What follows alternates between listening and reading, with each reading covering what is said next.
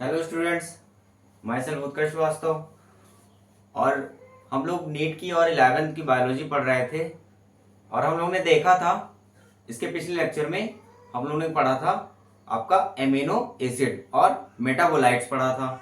और फिर उसके पिछले लेक्चर में हम लोग ने पढ़ा था केमिकल एनालिसिस और ऑर्गेनिक एनालिसिस। केमिकल एनालिसिस मतलब एश एनालिसिस। ठीक, अब इसके बाद हम लोग देखेंगे आज प्रोटीन के बारे में। आज हम लोग देखेंगे प्रोटीन्स के बारे में। प्रोटीन्स क्या है? आपका पॉलीमर है। किसका? एमिनो एसिड का। प्रोटीन एमिनो एसिड का पॉलीमर है। कौन सा पॉलीमर? हेट्रोपॉलीमर। होमोपॉलीमर नहीं है, क्योंकि सेम एमिनो एसिड से प्रोटीन नहीं बनेगा। डिफरेंट डिफरेंट टाइप के एमिनो एसिड से प्रोटीन बनेगा। डिफरेंट टाइप के एमिनो एसिड से अगर प्रोटीन बनेगा तो प्रोटीन को हेट्रोपॉलीमर ऑफ एमिनो एसिड बोलेंगे। ठीक, और दो एमिनो एसिड के बीच में पेप्टाइड बॉन्ड फॉर्म होगा। दो एमिनो एसिड के बीच में पेप्टाइड बॉन्ड फॉर्म होगा। तो ऐसे बहुत सारे एमिनो एसिड जब जुड़ेंगे तो कई सारे पेप्टाइड बॉन्ड फॉर्म होंगे। इसीलिए प्रोटीन्स को हम लोग बोलते हैं पॉलीपेप्टाइड्स। इसीलिए प्रोटीन्स को हम लोग पॉलीपेप्टाइड्स भी बोलते हैं, पॉलीपेप्टाइड्स। और पेप्टाइड बॉन्ड को ही हम लोग क्या बोल सकते हैं? Amide bond. Amide bond, peptide bond को ही हम लोग क्या बोल सकते हैं? Amide bond. एमाइड बॉन्ड कैसे, वो अभी हम लोग देखेंगे। और फिर एमिनो एसिड क्या था हमारा? Bio micromolecule.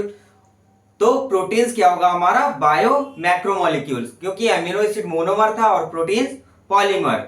और फिर एमिनो एसिड्स का मॉलिक्यूलर वेट कितना होता था? Less than 1000 Dalton. Less than 1000 Dalton. और प्रोटीन्स का मॉलिक्यूलर वेट कितना होगा आपका? 10,000 डाल्टन से भी ज्यादा। 10,000 डाल्टन से भी ज्यादा। वो एमिनो एसिड क्या था आपका? फिल्ट्रेट था। और प्रोटीन्स आपका क्या होगा? रिटेंटेट। प्रोटीन्स रिटेंटेट। एमिनो एसिड क्या था? वाटर एसिड सॉल्युबल था। एमिनो एसिड एसिड सॉल्युबल था। और प्रोटीन आपका एसिड इनसॉल्युबल होगा, इसीलिए वो छन नहीं पाया और वो रिटेन रह गया, मतलब रिटेंटेट। तो यहां पे लिखेंगे हम लोग प्रोटीन्स के बारे में। Protein,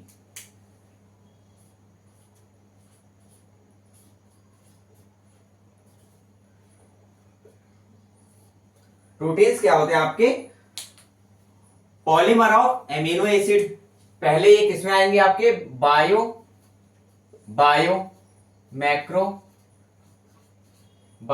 macro molecule. प्रोटीन्स हमारे किसमें आएंगे आपके? Bio macro molecule. और ये किसमें आएंगे?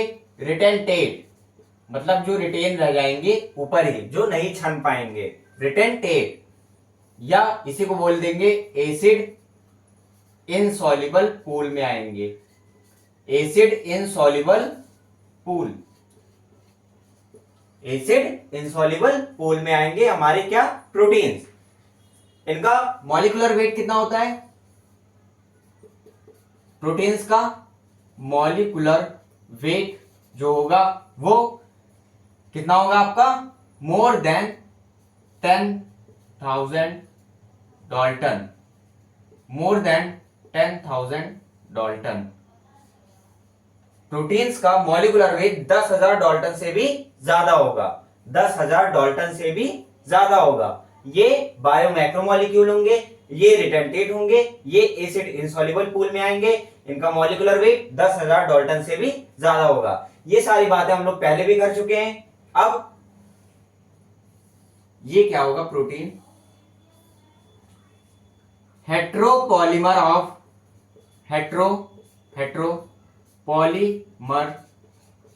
Heteropolymer of amino acid. Heteropolymer of amino acid. अब ये एक एमिनो एसिड है, ये दूसरा एमिनो एसिड है। ये दोनों एमिनो एसिड सेम नहीं होंगे। ये तीसरा एमिनो एसिड है आपका। ये सारे एमिनो एसिड सेम नहीं होंगे, मतलब 20 टाइप्स के एमिनो एसिड मिलके प्रोटीन बनाएंगे, कई सारे प्रोटीन। तो वो 20 टाइप्स के एमिनो एसिड में से कोई भी एमिनो एसिड हो सकता है। इसीलिए ये क्या होते हैं? हेट्रो मतलब डिफरेंट टाइप के एमिनो एसिड मिलके प्रोटीन्स बनाएंगे। तो हेट्रोपॉलीमर ऑफ एमिनो एसिड। यहां पे होमोपॉलीमर होमोपॉलीमर नहीं होगा, ये क्या होगा, हेट्रोपॉलीमर। क्या होगा, हेट्रोपॉलीमर।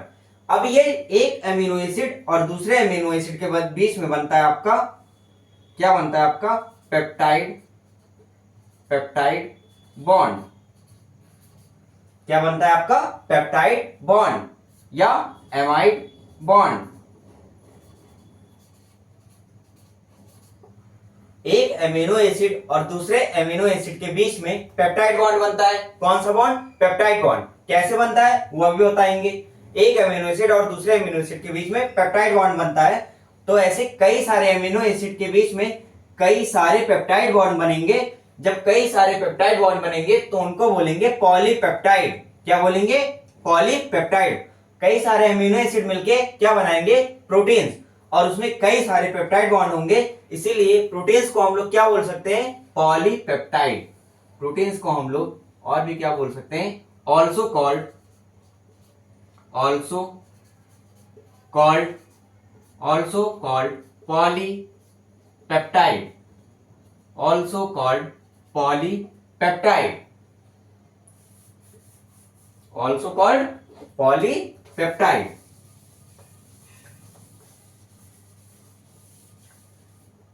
ये इतना लिख लेंगे पहले।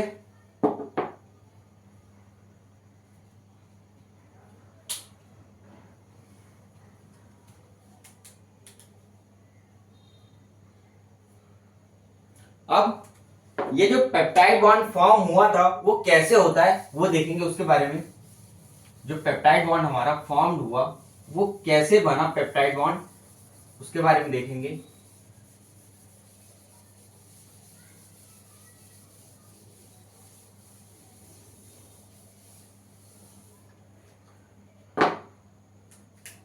ये मान लीजिए एक एमिनो एसिड है,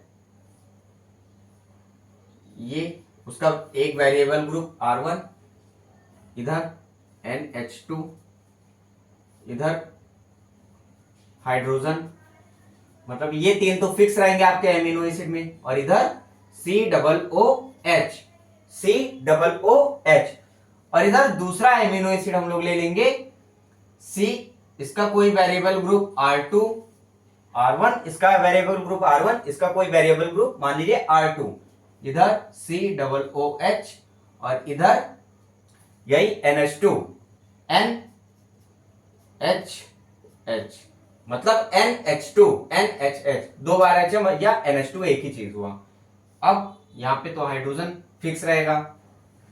अब जब इन दोनों को मिलाएंगे, इस एमिनो एसिड को और इस एमिनो एसिड को जब मिलाएंगे, तो यहां से OH और यहां से H, यहां से OH, इसका OH, COOH का, पहले अमीनो एसिड का OH और दूसरे अमीनो एसिड के NH2 का H, ये क्या होगा आपका, ये क्या होगा आपका, बाहर निकल जाएगा, मतलब एक वाटर मॉलिक्यूल बाहर निकलेगा। जब वाटर मॉलिक्यूल बाहर निकलता है तो इसको हम लोग नाम दे देते हैं डिहाइड्रेशन, इसको हम लोग नाम दे देते हैं डिहाइड्रेशन। वाटर मॉलिक्यूल जब बाहर निकलेगा इसको हम लोग नाम दे देते हैं डिहाइड्रेशन। अब ये क्या बनेगा, क्या फॉर्म्ड होगा, ये देखेंगे यहां पे NH2C, ये कोई वेरिएबल ग्रुप R, ये H, ये यहां पे क्या बचा, CO, और ये बॉन्ड बन गया इन दोनों के बीच में। जब ये वाटर मॉलिक्यूल बाहर निकला तो ये CO और NH के बीच में बॉन्ड बन गया और NH। अब इधर दूसरा एमिनो एसिड का R2, फिर इधर COOH और इधर H।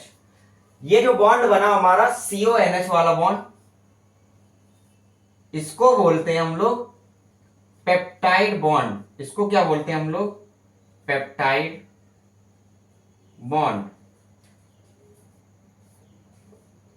ये जो CONH बॉन्ड बनता है इसको बोल देंगे पेप्टाइड बॉन्ड। पेप्टाइड बॉन्ड कैसे बना, एक एमिनो एसिड के COOH से OH निकला और दूसरे एमिनो एसिड के NH2 से H निकला, फिर दोनों मिला के वाटर मॉलिक्यूल, एक वाटर मॉलिक्यूल निकला, मतलब डिहाइड्रेशन हुआ और हमारा क्या बना, पेप्टाइड बॉन्ड। इसी को बोलते हैं एमाइड बॉन्ड। एमाइड क्या होता है, CONH2। CONH2 को बोलते हैं एमाइड। क्या बोलते हैं, एमाइड। कौन सा एमाइड, एसिड एमाइड। CONH2 को क्या बोलते हैं, एमाइड। तो CONH और एक हाइड्रोजन की जगह ये पूरा लग गया, तो इसीलिए इसको क्या बोल देंगे हम लोग, एमाइड भी बोल देंगे। पेप्टाइड बॉन्ड को और क्या बोल देंगे, एमाइड। यहां पे लिख लेंगे पेप्टाइड बॉन्ड, या इसी को बोल देंगे एमाइड बॉन्ड। क्या बोल देंगे, एमाइड बॉन्ड। पेप्टाइड बॉन्ड या एमाइड बॉन्ड कैसे हुआ, कैसे पेप्टाइड बॉन्ड फॉर्म हुआ, एक एमिनो एसिड के COOH वाले से OH निकला और दूसरे एमिनो एसिड के NH2 वाले से H निकला। टोटल एक वाटर मॉलिक्यूल निकला। वाटर मॉलिक्यूल जब भी निकलेगा उसको बोलेंगे डिहाइड्रेशन। हाइड्रेशन मतलब वाटर, वाटर का रिमूवल डिहाइड्रेशन, इसको बोलेंगे, इसको क्या बोलते हैं, डिहाइड्रेशन मतलब रिमूवल ऑफ वाटर। डिहाइड्रेशन मतलब रिमूवल ऑफ वाटर। अब यहां पे क्या बना, इसके बाद NH2 वाटर मॉलिक्यूल निकल गया, तो NH2C एक R वेरिएबल ग्रुप इसका और हाइड्रोजन फिक्स, और यहां पे क्या बचा, CO और इधर क्या बचा, NH। CO और NH, CONH कौन सा बॉन्ड बनाएगा आपका, पेप्टाइड बॉन्ड। और इधर ये CR2COOH और H क्या बना आपका, पेप्टाइड बॉन्ड। और इसी को क्या बोलेंगे, एमाइड बॉन्ड। ऐसे ही ये दो एमिनो एसिड है और कई सारे एमिनो एसिड जुड़ते जाएंगे, और इसके बीच में फिर आगे इसके बीच में क्या होगा, डिहाइड्रेशन होगा और क्या बनेगा आपका, पेप्टाइड बॉन्ड। इसीलिए प्रोटीन्स को पॉलीपेप्टाइड भी बोलते हैं, प्रोटीन्स को पॉलीपेप्टाइड भी बोलते हैं। ये बना लेंगे, यहां पे लिख लेंगे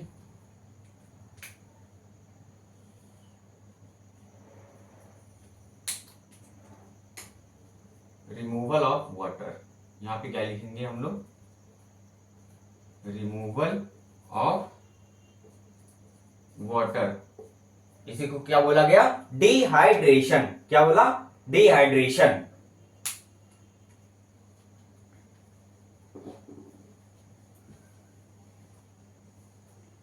अब ये आपका क्या बना, एक पेप्टाइड बॉन्ड बना, एक पेप्टाइड बॉन्ड बना, और कितने एमिनो एसिड से बना, दो एमिनो एसिड से कितना, एक पेप्टाइड बॉन्ड। तो इसको हम लोग क्या बोल देंगे, ये हमारा हो जाएगा, ये इन दोनों एमिनो एसिड को मिला के बोल देंगे डाइपेप्टाइड। डाइपेप्टाइड, इन दोनों एमिनो एसिड को मिला के पेप्टाइड बॉन्ड बना, कितने एमिनो एसिड से, दो मतलब डाई, और एक पेप्टाइड बॉन्ड बना मतलब डाइपेप्टाइड। इनको क्या बोलेंगे, डाइपेप्टाइड। ऐसे ही कई सारे एमिनो एसिड मिला के पेप्टाइड बॉन्ड बनाएंगे, उनको बोलेंगे पॉलीपेप्टाइड।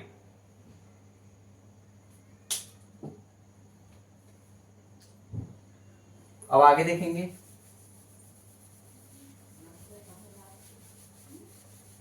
ये आपका पेप्टाइड बॉन्ड कैसे बना,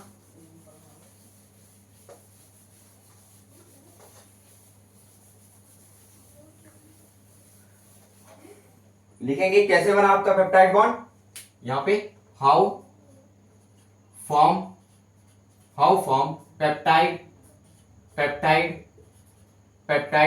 bond, how form peptide bond. तो COOH of one amino acid and NH2 of another amino acid reacts। मतलब एक एमिनो एसिड का COOH ग्रुप और दूसरे एमिनो एसिड का NH2 ग्रुप रिएक्ट करेंगे आपस में, रिएक्ट एंड, और क्या होगा, डिहाइड्रेशन ऑफ वाटर होगा, डिहाइड्रेशन होगा, क्या होगा, एंड डिहाइड्रेशन अकर्स, मतलब फिर डिहाइड्रेशन होगा to form to form to form peptide, to form peptide, या इसी को बोलेंगे एमाइड, एमाइड एमाइड बॉन्ड। मतलब एक एमिनो एसिड का COOH ग्रुप और दूसरे एमिनो एसिड का NH2 ग्रुप रिएक्ट करेंगे और फिर क्या होगा, डिहाइड्रेशन होगा, मतलब वाटर मॉलिक्यूल निकलेगा, फिर क्या बनेगा आपका पेप्टाइड या एमाइड बॉन्ड, ये लिख लेंगे।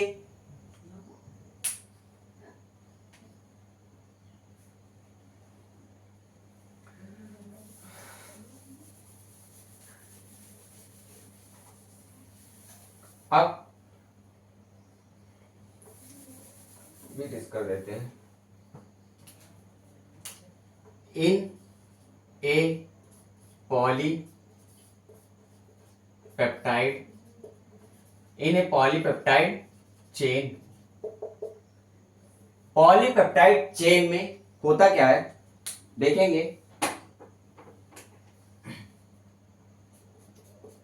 NH2C वेरिएबल ग्रुप, ये मान लीजिए पहला एमिनो एसिड है, इसलिए इसका एक वेरिएबल ग्रुप R1, यहां पे हाइड्रोजन, यहां पे हाइड्रोजन। इसके बाद क्या होगा बताइए, इसके बाद CONH, क्या होगा, CONH। इसके बाद लिखेंगे CONH,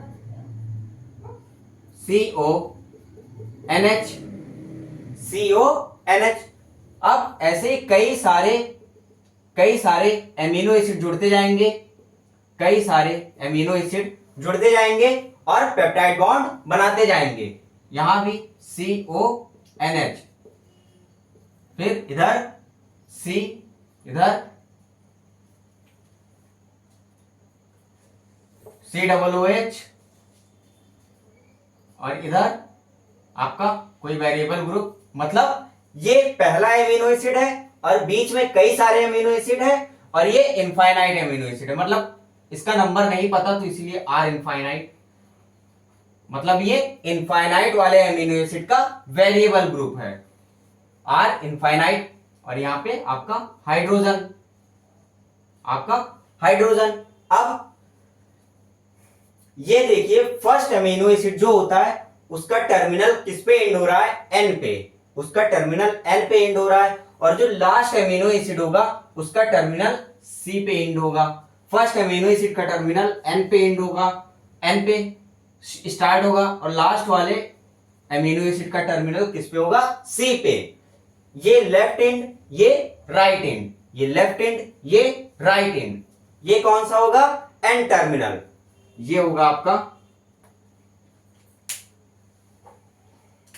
ये आपका होगा फर्स्ट एमिनो एसिड, ये आपका कौन सा है, फर्स्ट एमिनो एसिड। ये आपका है आपका लास्ट एमिनो एसिड, ये कौन सा है, फर्स्ट एमिनो एसिड, और ये लास्ट एमिनो एसिड। अब फर्स्ट एमिनो एसिड जो होगा इसका टर्मिनल कौन सा होगा, N टर्मिनल, इसका टर्मिनल कौन सा होगा आपका, N टर्मिनल। और जो लास्ट एमिनो एसिड है इसका टर्मिनल होगा C टर्मिनल, C टर्मिनल, क्योंकि ये कार्बन पे एंड हो रहा है और ये N से स्टार्ट हो रहा है इधर से। ये कौन सा एंड है, लेफ्ट एंड, कौन सा एंड है, लेफ्ट एंड। ये कौन सा एंड है, राइट एंड, ये कौन सा एंड है आपका, राइट एंड।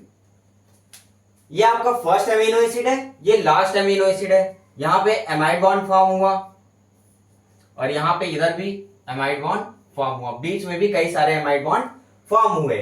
तो कई सारे एमाइड बॉन्ड फॉर्म हुए मतलब कई सारे एमिनो एसिड इन्वॉल्व हुए, इसीलिए इसको बोला गया पॉलीपेप्टाइड की चेन या पॉलीपेप्टाइड या प्रोटीन्स। ये एन टर्मिनल, ये सी टर्मिनल, ये लेफ्ट एंड है और ये राइट एंड है, ये बना लेंगे एक बार।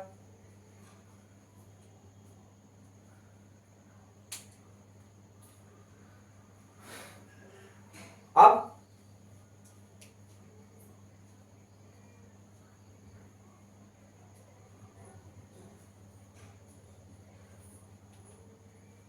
कुछ प्रोटीन्स देखेंगे और उनके फंक्शंस भी देखेंगे। कुछ प्रोटीन्स देखेंगे और उनके फंक्शंस भी देखेंगे।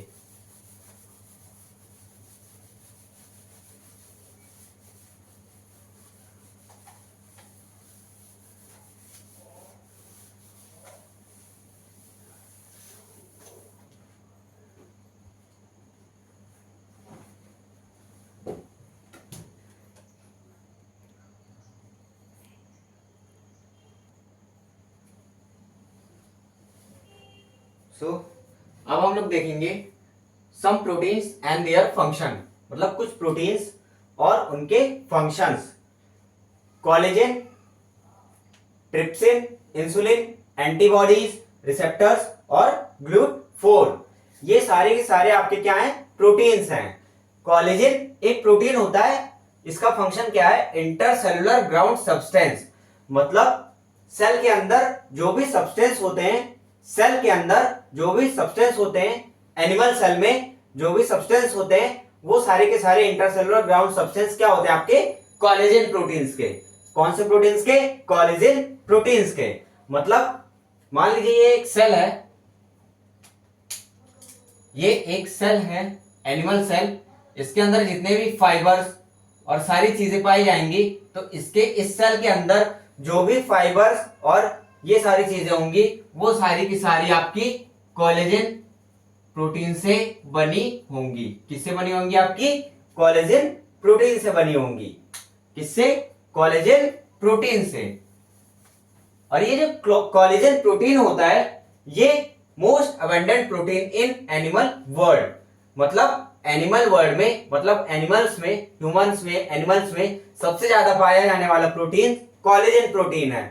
एनिमल्स में सबसे ज्यादा पाया जाने वाला प्रोटीन आपका कोलेजन प्रोटीन्स होता है, क्योंकि ये इंटरसेलुलर ग्राउंड सब्सटेंस होते हैं, मतलब सेल के अंदर जो भी ग्राउंड लेवल की चीजें होती हैं, उसको ये फिल करने का काम करते हैं। कौन? Collagen proteins. ट्रिप्सिन एक टाइप का प्रोटीन है और वो एंजाइम की तरह वर्क करता है। इंसुलिन एक टाइप का प्रोटीन है, वो हार्मोन्स की तरह वर्क करता है। Antibody fight infectious agent, fight infectious agent. कोई फॉरेन पार्टिकल, कोई बाहरी पार्टिकल जब हमारे शरीर के अंदर जाता है, कोई बाहरी पार्टिकल जब हमारे शरीर के अंदर जाता है, तो उससे फाइट कौन करता है? हमारी एंटीबॉडीज। ये भी क्या होते हैं? प्रोटीन्स। उससे फाइट कौन करता है? हमारी एंटीबॉडीज। ये भी क्या होते हैं? आपके प्रोटीन्स। रिसेप्टर्स जितने भी होते हैं, सेंसरी रिसेप्शन, स्मेल वाले रिसेप्टर, टेस्ट वाले रिसेप्टर, हार्मोन्स के रिसेप्टर्स, ये सारे रिसेप्टर आपके क्या होते हैं? प्रोटीन्स। ये सारे रिसेप्टर प्रोटीन्स होते हैं। एक होता है ग्लूट4। ग्लूट4, ग्लूट मतलब देखेंगे यहां पे, ग्लू मतलब ग्लूकोज, ग्लूकोज, टी मतलब ट्रांसपोर्ट। तो किसका ट्रांसपोर्ट? ग्लूकोज का ट्रांसपोर्ट किसमें? सेल में। Enable glucose transport into the cell. कौन सा प्रोटीन? ग्लूट4। Enable glucose transport into the cell. Cell के अंदर ग्लूकोज का ट्रांसपोर्ट कौन करता है? ग्लूट4। ग्लूट4 क्या है? प्रोटीन है। ये प्रोटीन और इनके फंक्शंस ये देख लेंगे एक बार।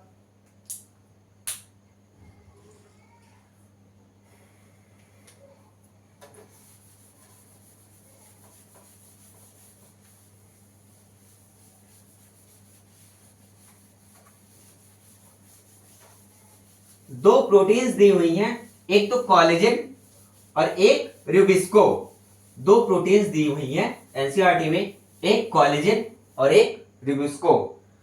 कोलेजन को अभी हमने क्या बताया कि ये एनिमल वर्ल्ड में पाए जाने वाला सबसे ज्यादा प्रोटीन कौन सा होता है? Most abundant protein collagen. लेकिन रूबिस्को क्या होता है? रूबिस्को, ऐसे लिखेंगे रूबिस्को। ये क्या होता है? Most abundant protein in whole biosphere, मतलब पूरे दुनिया में सबसे ज्यादा पाया जाने वाला प्रोटीन आपका क्या है? रूबिस्को। यहां पे लिखेंगे मोस्ट अबंडेंट, सबसे ज्यादा पाया जाने वाला most abundant protein, in whole biosphere.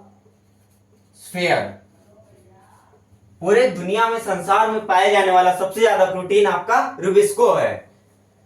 इसका फुल फॉर्म देखेंगे,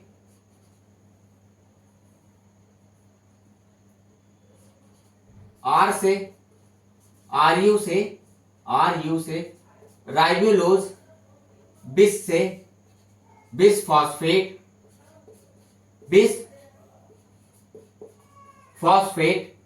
आर से राइबोलोज, बिस से बिस फॉस्फेट, सी से कार्बोक्सिलेज, सी से कार्बोक्सिलेज, ओ से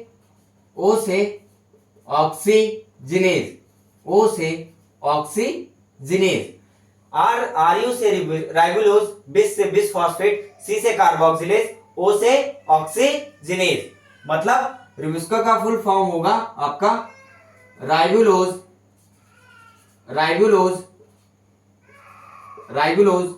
बिस फॉस्फेट,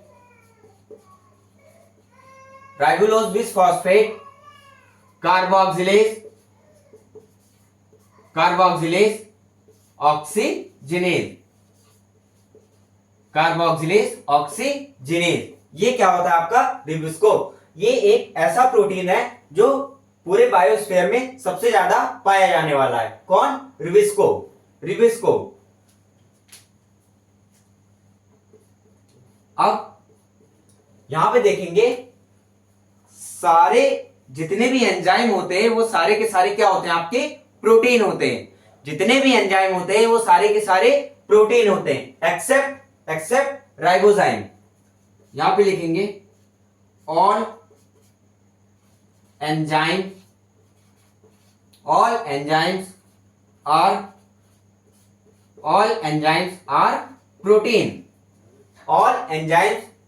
प्रोटीन, एक्सेप्ट, सिर्फ एक को छोड़कर, एक्सेप्ट राइबोजाइम। राइबोजाइम एक ऐसा एंजाइम है जिसको इस एंजाइम को छोड़कर बाकी सारे एंजाइम क्या होते हैं? प्रोटीन्स होते हैं। राइबोजाइम क्या होता है? Nucleic acid. राइबोजाइम क्या होता है आपका? Nucleic acid. Ribozyme nucleic acid होता है, बाकी सारे एंजाइम प्रोटीन होते हैं। राइबोजाइम ऐसा एंजाइम है जो न्यूक्लिक एसिड होता है, बाकी सारे एंजाइम प्रोटीन होते हैं। और राइबोजाइम कौन सा न्यूक्लिक एसिड होता है आपका? RNA। राइबोजाइम कौन सा न्यूक्लिक एसिड होता है आपका? RNA। ये देख लेंगे एक बार। और most of the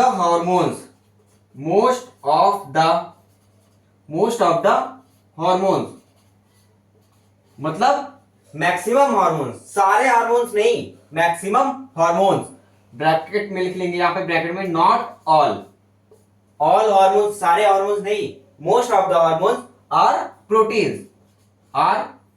proteins. Maximum hormones भी क्या होते हैं? प्रोटीन होते हैं। और सारे एंजाइम क्या होते हैं? प्रोटीन होते हैं, एक्सेप्ट वन। कौन सा? राइबोजाइम। राइबोजाइम क्या होता है? न्यूक्लिक एसिड होता है। राइबोजाइम प्रोटीन नहीं होता है, राइबोजाइम न्यूक्लिक एसिड होता है। कौन सा न्यूक्लिक एसिड? RNA। और most of the hormone, not all, are proteins. ये देखेंगे एक बार। यहां पे प्रोटीन्स फिनिश होता है। अब इसके बाद हम लोग बात करते हैं प्रोटीन्स के स्ट्रक्चर की। इसके बाद हम लोग बात करेंगे प्रोटीन्स के स्ट्रक्चर की।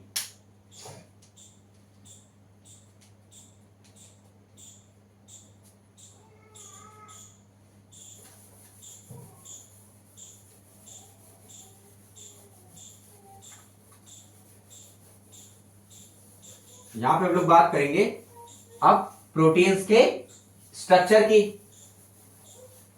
तो लिखेंगे यहां पे structure of protein. Structure of protein क्या हुआ? जब प्रोटीन के स्ट्रक्चर को स्टडी किया गया तब जो केमिस्ट्री, फिजिक्स और बायोलॉजी तीनों के पॉइंट ऑफ व्यू से देखा गया प्रोटीन के स्ट्रक्चर को। केमिस्ट्री में, इनऑर्गेनिक केमिस्ट्री में देखा गया कि प्रोटीन के स्ट्रक्चर को हम लोग मॉलिक्यूलर फॉर्मूला से भी देख सकते हैं। केमिस्ट्री में, इनऑर्गेनिक केमिस्ट्री में देखा गया प्रोटीन के स्ट्रक्चर को हम लोग मॉलिक्यूलर फॉर्मूला से भी देख सकते हैं, और ऑर्गेनिक केमिस्ट्री में देखा गया प्रोटीन के स्ट्रक्चर को हम लोग 2D मॉडल से देख सकते हैं। अब देखिए एक चीज, ये बोर्ड जो आपका है, ये बोर्ड ये आपका 2D है, मतलब 2 डायमेंशनल। एक ये डायमेंशन है और एक ये 2D है। तीसरा डायमेंशनल ये बोर्ड आपका, आपकी जो कॉपी है, ये बोर्ड है, ये आपका क्या है, 2 डायमेंशनल।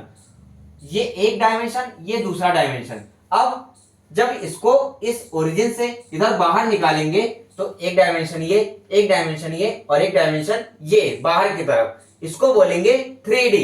तो जो ऑर्गेनिक केमिस्ट्री ने क्या डील किया, ऑर्गेनिक केमिस्ट्री में साइंटिस्ट ने बताया कि प्रोटीन के स्ट्रक्चर को हम लोग 2D मॉडल से भी देख सकते हैं, 2D मॉडल से देखते हैं। अब फिजिक्स लेवल पे जब बात की गई तो उन्होंने बताया कि प्रोटीन के स्ट्रक्चर को हम लोग 3D मॉडल से देखेंगे, प्रोटीन के स्ट्रक्चर को 3D मॉडल से।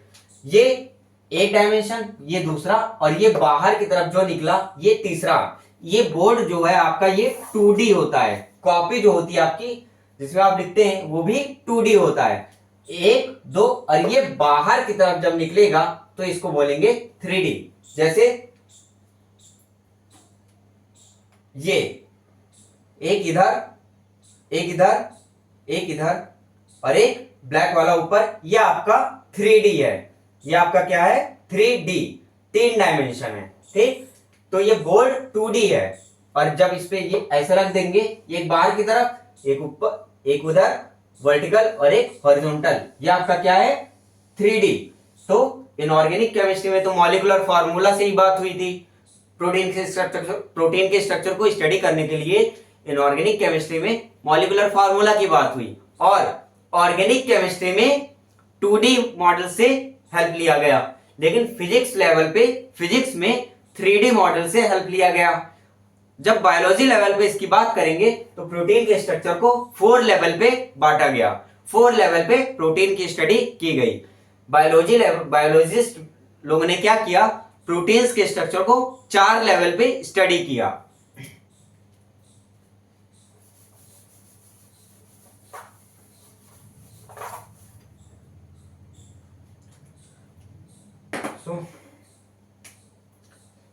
इनऑर्गेनिक केमिस्ट्री में क्या हुआ, इनऑर्गेनिक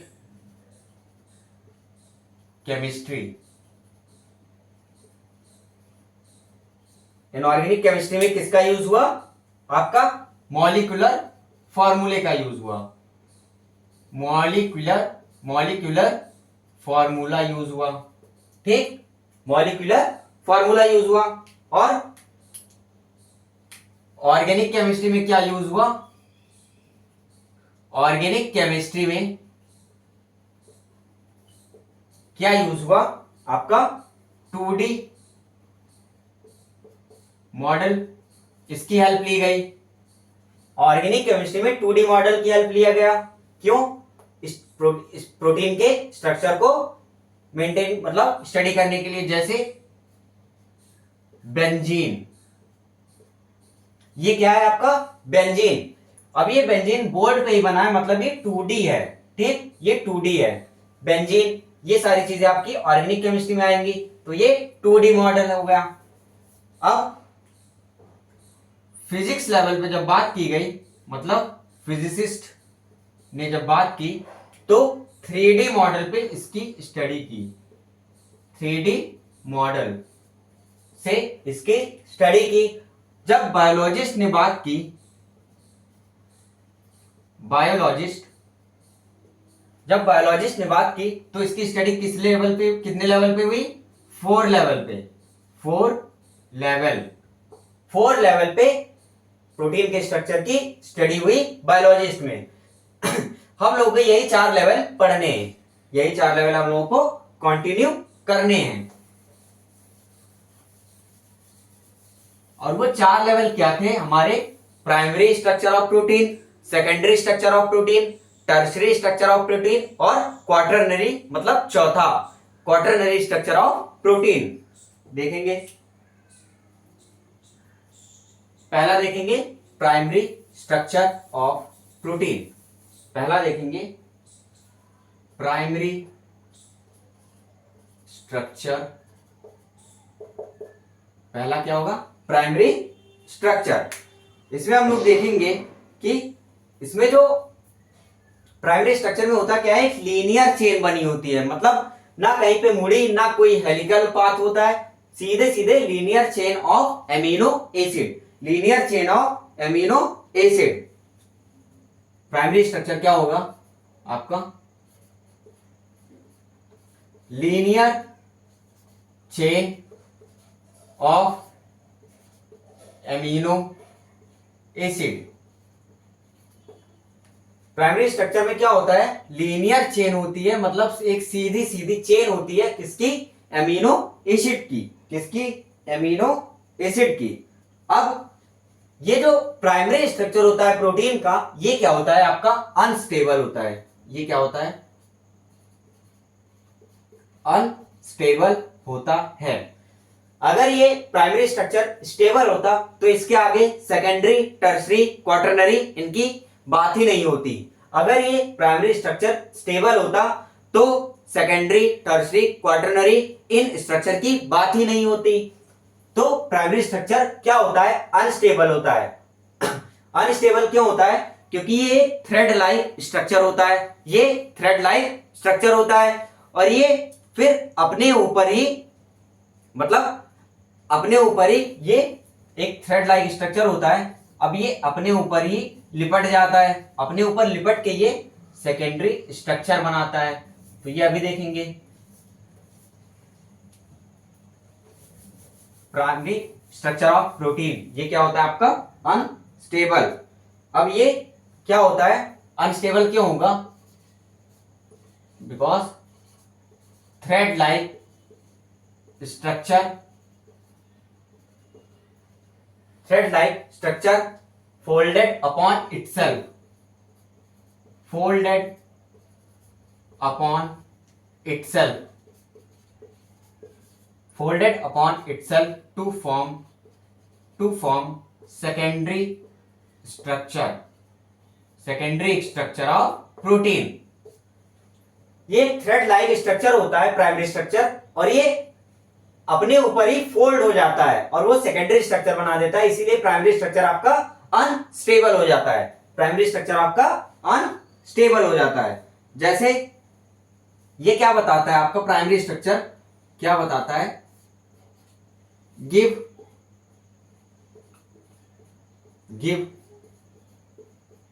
पोजिशनल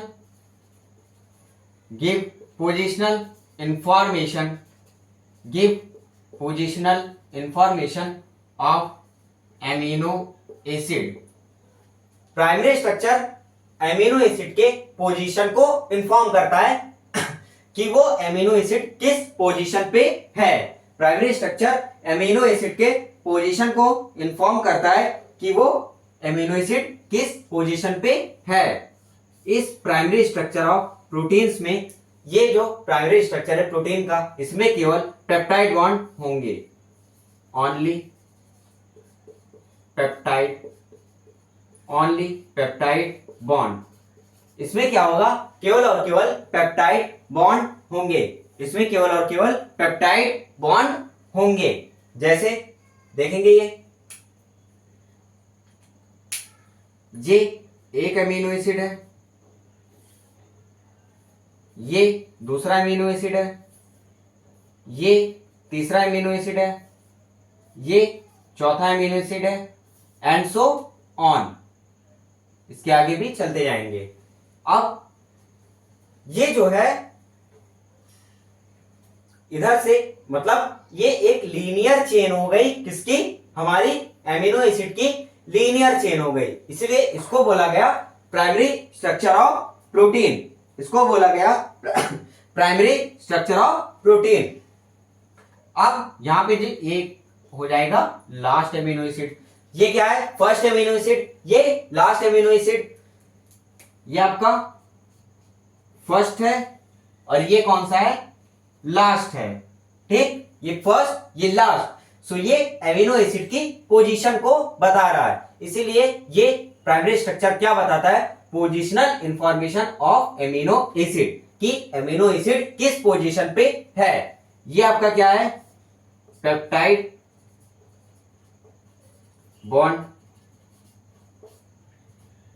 ये आपका क्या है, पेप्टाइड बॉन्ड। ये क्या है आपका, पेप्टाइड बॉन्ड। ये फर्स्ट अमीनो एसिड, ये last amino acid. First amino acid जो होता था, जैसा अभी मैंने बताया था, वो एन टर्मिनल होता है, N terminal. First amino acid जो होता है वो आपका एन टर्मिनल होता है, और लास्ट अमीनो एसिड जो होता है वो आपका सी टर्मिनल, सी टर्मिनल होता था। अभी मैंने बताया था first amino acid N terminal और last amino acid C terminal होता है। ये देखेंगे एक बार।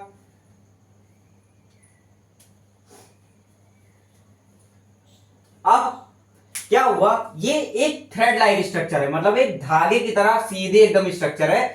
अब ये अपने ऊपर ही फोल्ड हो जाएगी, फोल्ड अपॉन इटसेल्फ, ये अपने ऊपर ही फोल्ड हो जाएगी और क्या बनाएगी, सेकेंडरी स्ट्रक्चर ऑफ प्रोटीन। इसीलिए प्राइमरी स्ट्रक्चर ऑफ प्रोटीन क्या होता है आपका, unstable. Primary structure of protein आपका क्या होता है, अनस्टेबल। अब ये सेकेंडरी स्ट्रक्चर जब बनाएगी तो दो फॉर्म में बनाएगी, एक अल्फा हेलिक्स और दूसरा बीटा प्लेटेड शीट। तो यहां पे देखेंगे आप सेकेंडरी स्ट्रक्चर,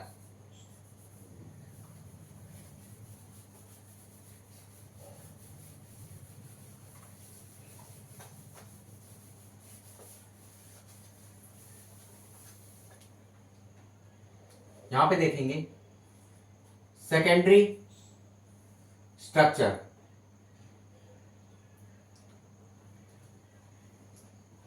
सेकेंडरी स्ट्रक्चर दो टाइप की होंगी, एक मतलब वो दो टाइप के सेकेंडरी स्ट्रक्चर बनाएंगे, एक अल्फा हेलिक्स और दूसरा बीटा प्लेटेड शीट। तो यहां पे दो टाइप के देख लेंगे।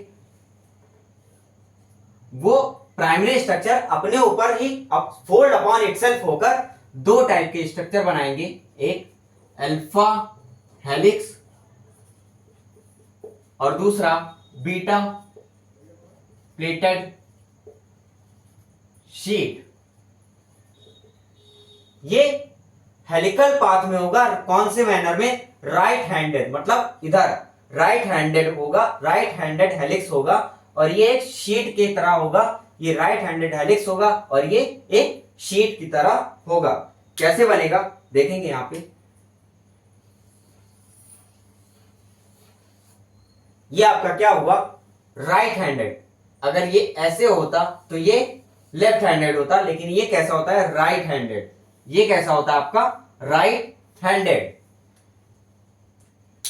ये आपका यहां पे ये वाला एन टर्मिनल होता है और यहां पे ये सी टर्मिनल, ये एन टर्मिनल और ये सी टर्मिनल। अब ये एक अमीनो एसिड और ये मतलब यहां पे दो बॉन्ड होंगे, एक तो पेप्टाइड बॉन्ड और दूसरा हाइड्रोजन बॉन्ड। इनको आपस में ऐसे कौन कनेक्ट करेगा, आपस में इनको, एक तो पेप्टाइड बॉन्ड पहले से प्रेजेंट होगी और ये जो है ये क्या है आपका, हाइड्रोजन बॉन्ड। ये आपका क्या है, हाइड्रोजन बॉन्ड। तो सेकेंडरी स्ट्रक्चर में दो बॉन्ड होंगी, एक हाइड्रोजन बॉन्ड और एक पेप्टाइड बॉन्ड, और दूसरा कौन सा आ गया, हाइड्रोजन बॉन्ड। कौन सा आ गया पिक्चर में, हाइड्रोजन बॉन्ड। एक पेप्टाइड बॉन्ड, दूसरा हाइड्रोजन बॉन्ड। कितने बॉन्ड होंगे यहां पे, दो बॉन्ड। कौन कौन से, peptide bond, peptide bond and hydrogen bond, peptide bond and hydrogen bond. ये कैसा है, राइट हैंडेड हेलिक्स होता है। अल्फा हेलिक्स कैसा helix, always always always right, always right handed helix, always right handed helix होता है। कौन, अल्फा हेलिक्स। ये बात हो गई आपकी अल्फा हेलिक्स की, ये आपकी बात हो गई अल्फा हेलिक्स की। अब बीटा प्लेटेड शीट के बारे में देखेंगे।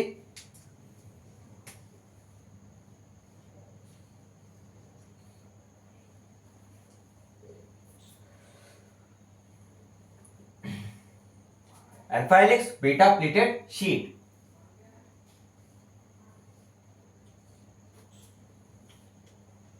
ये आपका एन टर्मिनल, ये आपका सी टर्मिनल, ये एन टर्मिनल, ये सी टर्मिनल, और ये जो इन दोनों के बीच में बना ये आपका क्या है, इन दोनों के बीच में जो बना ये आपका हाइड्रोजन बॉन्ड है।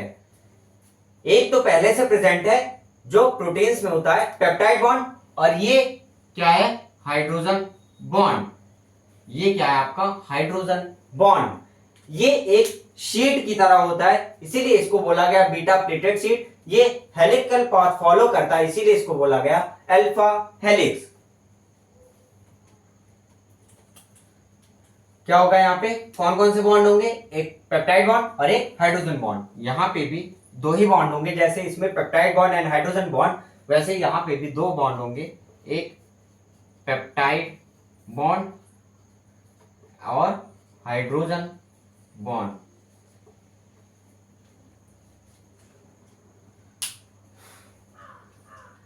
हाइड्रोजन एक बॉन्ड बनाता है, हाइड्रोजन बॉन्ड बनाता है, जहां पे हाइड्रोजन प्रेजेंट होता है वहां पे एक बॉन्ड बनता है जिसको बोलते हैं हाइड्रोजन बॉन्ड। ये आपका क्या हो गया, सेकेंडरी स्ट्रक्चर ऑफ प्रोटीन। ये आपका सेकेंडरी स्ट्रक्चर ऑफ प्रोटीन। अब इसके बाद बात करेंगे tertiary structure of protein.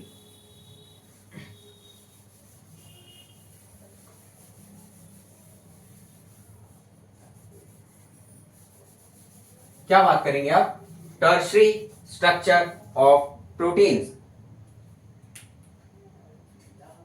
Tertiary structure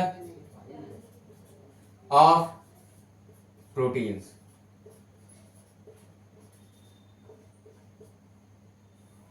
अब ये जो टर्शरी स्ट्रक्चर ऑफ प्रोटीन्स होता है, इसमें जो होते हैं, इसमें 3D प्रोटीन्स का स्ट्रक्चर कैसा हो जाता है, 3 डायमेंशनल। इसमें प्रोटीन्स का स्ट्रक्चर कैसा हो जाता है, 3 डायमेंशनल। जितने भी हमारे बायोलॉजिकल एक्टिविटीज वाले एंजाइम होते हैं, मतलब हमारे काम के जितने भी एंजाइम होते हैं, वो सारे के सारे टर्शरी स्ट्रक्चर ऑफ प्रोटीन्स ही होते हैं। हमारे काम के जितने भी एंजाइम्स होते हैं वो सारे के सारे आपके टर्शरी स्ट्रक्चर ऑफ प्रोटीन्स ही होते हैं। यहां पे लिख लेंगे, ये क्या होता है, लॉन्ग चेन ऑफ पॉलीपेप्टाइड। ये लॉन्ग चेन ऑफ पॉलीपेप्टाइड क्या होगा, fold upon itself. Long chain of polypeptide fold upon itself. लिखेंगे long chain of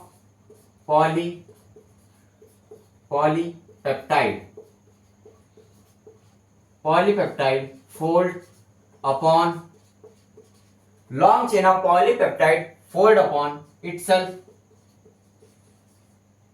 to form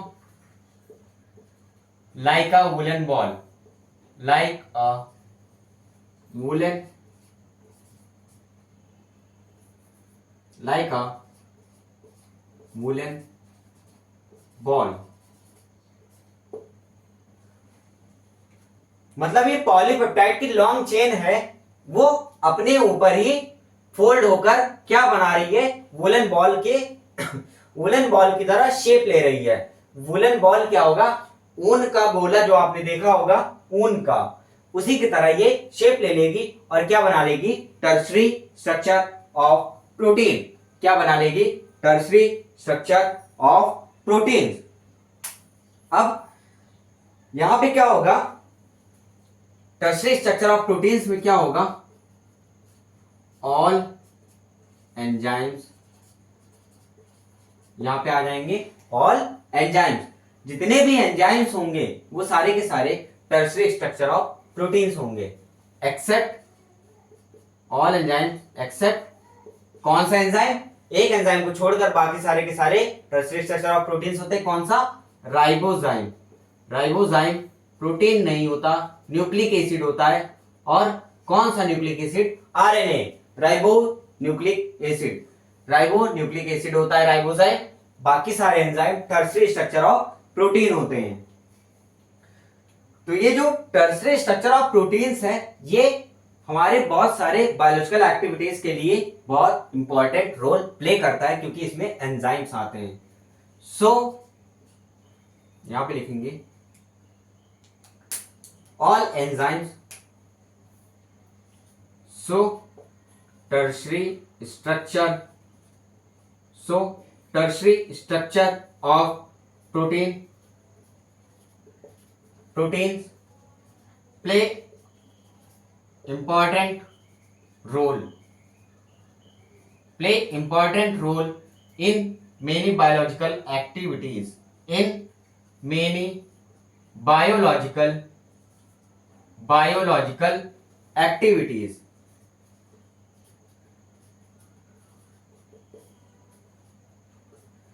सभी enzyme tertiary structure of proteins में आते हैं, इसीलिए जो टर्सरी स्ट्रक्चर ऑफ प्रोटीन्स होता है वो बहुत सारे बायोलॉजिकल एक्टिविटीज में मेन रोल प्ले करता है। कौन? Tertiary structure of proteins. ये देख लेंगे। अब ये मान लीजिए टर्सरी स्ट्रक्चर ऑफ प्रोटीन मैंने बनाया वुलन बॉल की तरह, ठीक। ये आपका क्या है? आपका ये N टर्मिनल है और ये C टर्मिनल है। ये आपका जो वुलन बॉल की तरह मैंने बनाया, और बीच बीच में एक जगह खाली होते हैं, बीच बीच में थोड़े से जगह खाली होते हैं, इनको बोलेंगे active site for enzyme. Active site for enzyme. Enzyme इसी में जगह में जाके फिट होता है, एंजाइम इसी जगह में जाके फिट होता है, और तभी रिएक्शन हमारी स्टार्ट होती है। और क्या प्रोसेस चलता है? मेटाबॉलिज्म वगैरह सारी चीजें स्टार्ट होती हैं। ये एक्टिव साइट फॉर एंजाइम होता है किसमें? टर्सरी स्ट्रक्चर ऑफ प्रोटीन्स में। अब ये कैसा हो गया आपका? 3D मॉडल की तरह। कैसा हो गया? 3D व्यू हो गया। यहां पे लिख लेंगे 3D व्यू। 3D व्यू मतलब 3 डायमेंशनल व्यू, 3 डायमेंशनल व्यू। अब जब 2 या 2 से ज्यादा 3 डायमेंशनल व्यू, 2 या 2 से ज्यादा 3D, 2 या 2 से ज्यादा 3D अपने ऊपर ही फोल्ड अपॉन इटसेल्फ और फोल्ड हो गए, मतलब और ज्यादा फोल्ड हो गए, तो वो कौन सा स्ट्रक्चर बनाएंगे? Quaternary structure of protein. फिर वो कौन सा स्ट्रक्चर बनाएंगे? Quaternary structure of protein. वो लिखेंगे यहां पे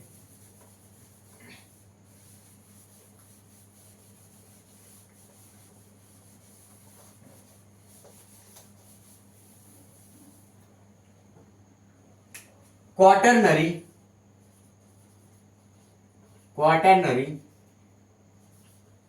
structure of protein. Quaternary structure of protein. Quaternary मतलब 4 डिग्री।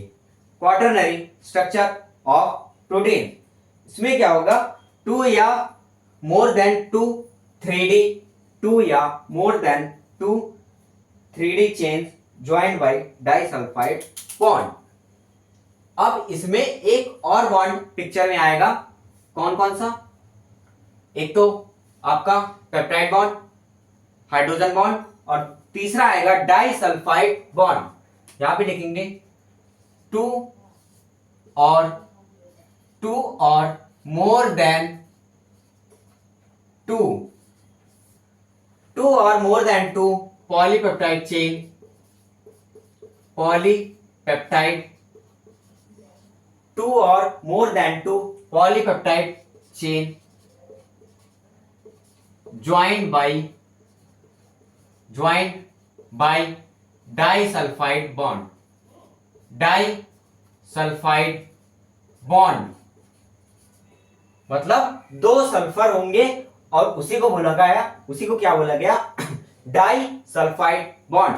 जब दो या दो से ज्यादा 3D, टू और more than two 3D, two और more than two 3D polypeptide chain joined by disulphide bond, तब क्या बनता है आपका क्वाटरनरी स्ट्रक्चर ऑफ प्रोटीन। तब क्या आपका बनता है क्वाटरनरी स्ट्रक्चर ऑफ प्रोटीन। जैसे ये मान लीजिए इसमें दो चेन होती है, एक अल्फा एक बीटा।